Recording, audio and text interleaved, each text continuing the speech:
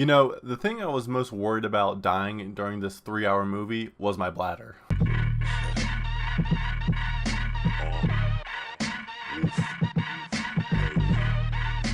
Hello friends! I am Dr. Rorschach. Thank you for joining in today. And today we are talking about probably the biggest movie of the decade and one of the biggest movies of my lifetime, and that is Avengers Endgame. So, for clarification, this movie review is going to be spoiler-free, which is going to make a bit hard of a review to make because it doesn't give me a lot to talk about. These spoiler-free reviews are going to be kind of hard for a lot of reviewers just because this movie is not what I expected at all, and that's a good thing. We knew going into this that some of the trailers would mislead us and that we would see things that wouldn't actually be in the movie, yet they somehow still found a way to genuinely surprise me for this movie and be like, oh wow, I didn't think they'd make this kind of turn for this movie. This movie obviously features the survivors of Infinity War, but is mainly focused on the original Avengers.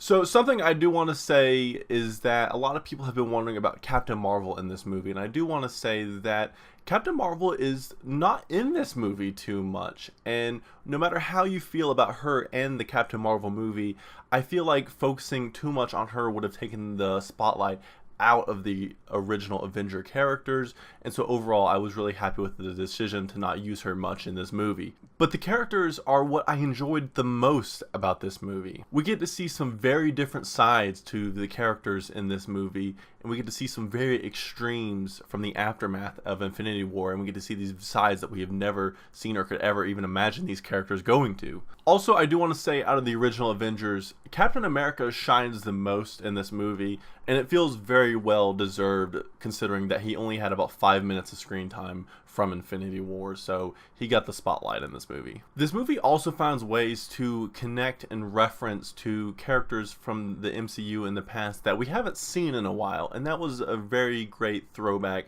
and great to see them go back and connect to things that wasn't referenced, almost as if they were avoiding it. So it was great to see us return to those characters and be able to reference them from the MCU.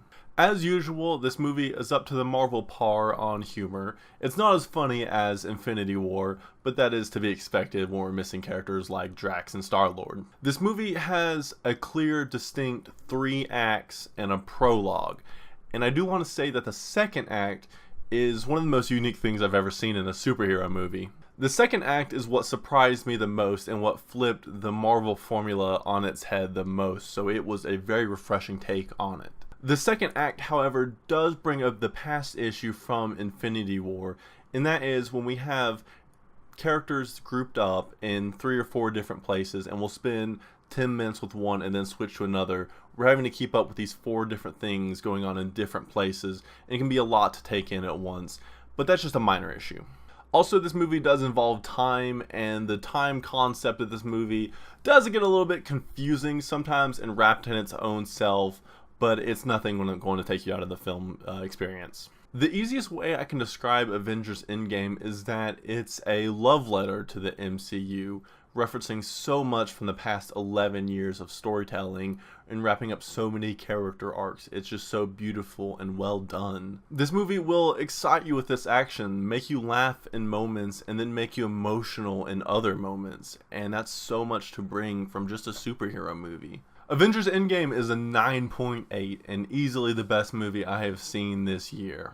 I'm actually going to go see this movie again tonight with my girlfriend, and I'm hoping that I catch a lot that I didn't notice the first time, but hopefully I love it just as much and that it has just as much replay value as Infinity War did. I saw that one 3 times. And that's all I have for today. As usual, I am Dr. Rorschach. Thank you for watching and have a great day.